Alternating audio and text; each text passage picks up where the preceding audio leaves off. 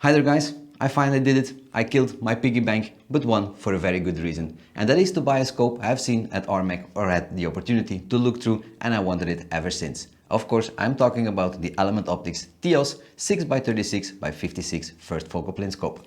Let's get started.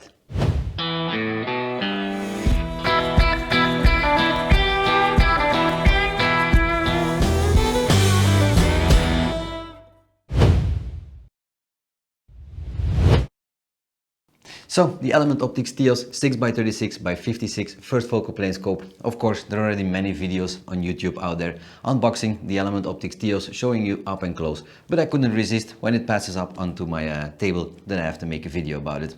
I'm anyway doing all kind of video reviews or unboxing stuff of products, so why not the Element Optics Theos? Maybe for my loyal viewers, maybe for some new viewers, maybe some people that are just generally interested in it. So let's get started by opening the box. As you can see, the Element Optics Theos comes in a little bit bigger box than we're used to from Element Optics, and that is because it's also packed with a ton of extras. And it's of course a very nice big scope. So you get yourself the nice box with some information about the reticle you have chosen when you purchased it, of course. I went for the APR 2D in AMRAD, of course, because that's the most easy for me, making some kind of calculations on my side of the world. The box has some nice magnetic openings that opens just like this, and you get greeted by their sentence, "See it, send it, welcome to the Element Optics family." Always very nice, of course. First up in the box, you get yourself a bunch of extras, like a sticker from Element Optics. You get it with all the scopes. Some information about the design of the reticle, some more extra information like holdovers and stuff, always very interesting to read. And then of course the manual as well. The manual contains all kind of information, how to adjust the zero turrets, how to adjust the illuminated reticle, because this one has an illuminated reticle, and therefore a lot of genuine good information, so please do read it. Then what else do we have in the box? Not so much as with every scope box, of course, but still you get yourself a sunshade to come with it. You get yourself a neoprene cover to protect your very nice investment you have made in your scope. Always very nice to have, especially maybe for some hunters out there who are stalking through the bush, or just if you want to protect your Theos while it's mounted to your gun in your scope case, of course. You get yourself a little extra box just like this, and in that extra box you get a whole bunch of accessories. If we take it out, you will see you get a ring. That ring is actually a little bit more on this later on. It's just like a beauty ring for your windage turret. You get yourself a small Allen key. That's the only Allen key you get. In the previous versions you also get a very tiny Allen key for the zero stop, but this one is completely tool free, that zero stop. And therefore the only Allen key you get is in order to mount the quick throw lever to take it out and replace it with the dummy they also supply with it, of course. And something else you will get in the box is a battery, because the Theos also comes with an illuminated reticle behind the logo you see right there. Not many companies do this, I don't know for which reason. Sometimes you're not allowed to ship around some lithium batteries, but mine came with a battery, which is a very nice benefit, of course. You get yourself a small keychain hanger with a cloth to wipe your lenses quickly when you're in the field or something. Always very nice to put on your gun bag or your range bag. And then something that has been talked about quite a lot in the recent months, that is the aperture ring. The aperture ring that sits in between your sunshade and the objective bell of your scope, of course, or just on the end of your sunshade. You mount it wherever you want, and this thing narrows the field of view, and maybe not really the field of view, but it narrows your image and therefore gives you a better depth of field. It's also supposed to be a lot better for some filming through the scope, to give a little bit more quality image to your camera and stuff. So pretty excited to start exploring or experimenting with this ring as well. And then the only other thing you get in the box, of course, is the Element Optics Theos itself.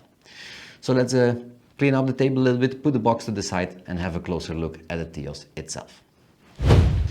So the Element Optics Theos, like we have it here, the first thing you will see, of course, is that it is a little bit different color than we're used to. All the other scopes are just plain black, and I'm happy that finally somebody, or at least Element Optics, went with this grayish color. I really like it. So starting off at the back, we have a nice big eye bell with an diopter adjustment, or how do you call this? This makes sure if your eyes are not really 100% anymore, that you can make that reticle that's inside crisp to your eye by adjusting the focus ring there. Moving a little bit forward, we have a nice smooth adjustment ring for the enlargement, and which goes of course from 6 to 36 like the box says, because it's 6 to 36 times magnification. Really cool. On top of it, you have the quick remove throw lever that you can replace with that smaller screw that is supplied in the box if it might be in the way for your bolt, or maybe for some recording device that you put on your scope or something. But it's very nice, easy to grab on with maybe some gloves or stuff in order to adjust your magnification.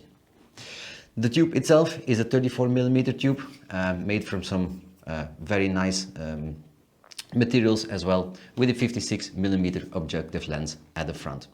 All the glass inside is made in Japan and should be on standard with some of the best scopes in the world or on the market at the moment. So also very cool. Starting off at the right side, maybe something different than we always have seen, and that is actually a blank cap where your windage turret should be. But that windage turret can be just screwed off and then you expose yourself to your windage adjustment. The windage adjustment in the box also comes with a beauty ring that can be threaded on here on that portion of threads to leave off that cap if you would really like to, and still have a proper finish on your scope, not leaving those threads exposed and not risking to damage them, of course.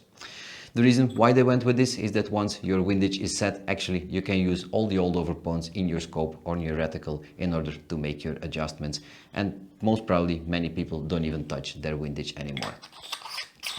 So the windage cap goes back on just like this, and then we move on to the turret at the top for your elevation. A very nice big chunky turret with some very nice clicks in it.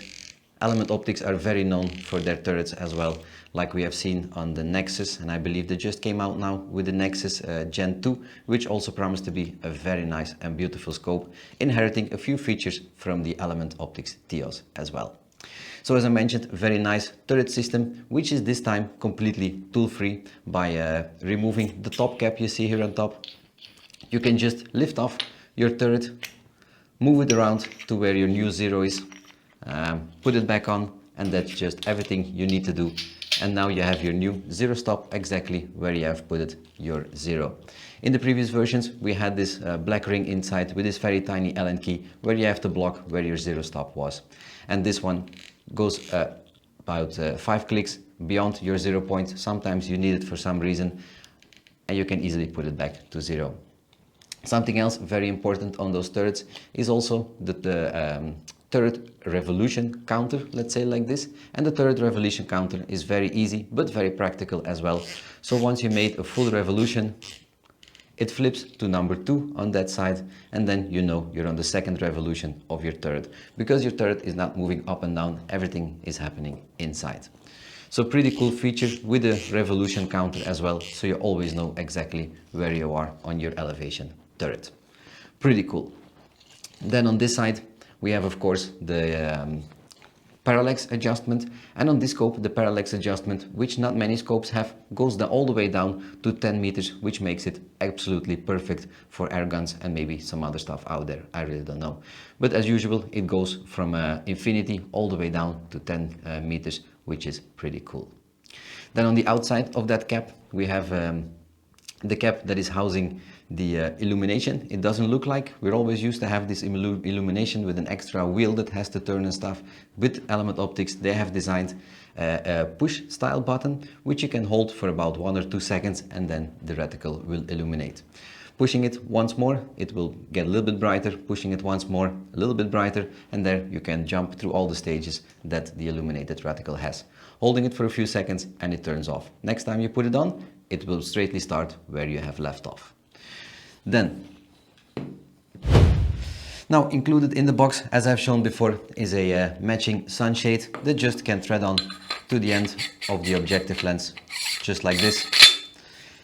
protecting your lens from straight sunlight, which you mostly get now with scopes these days, but Element Optics also included one for free inside of their scopes. Some other brands charge you extra for this, but Element Optics just included it with theirs.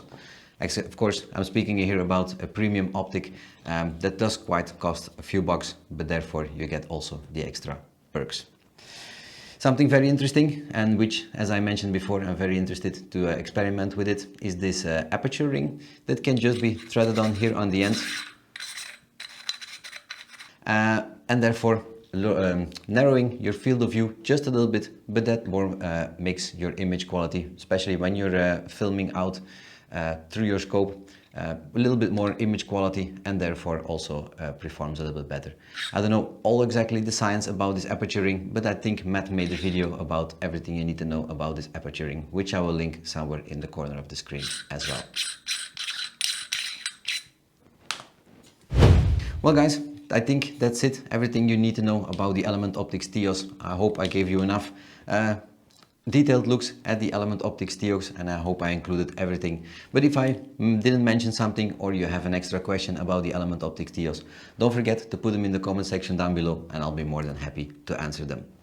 I'm very keen to start mounting it to one of my setups, and probably it will be my FX Panthera, because it will be a very good combination with that slug shooter that I have there. Therefore, I will also be using some quality rings, the ones from Element Optics this time. Make sure you have some 34mm rings, because it's a 34mm tube, of course.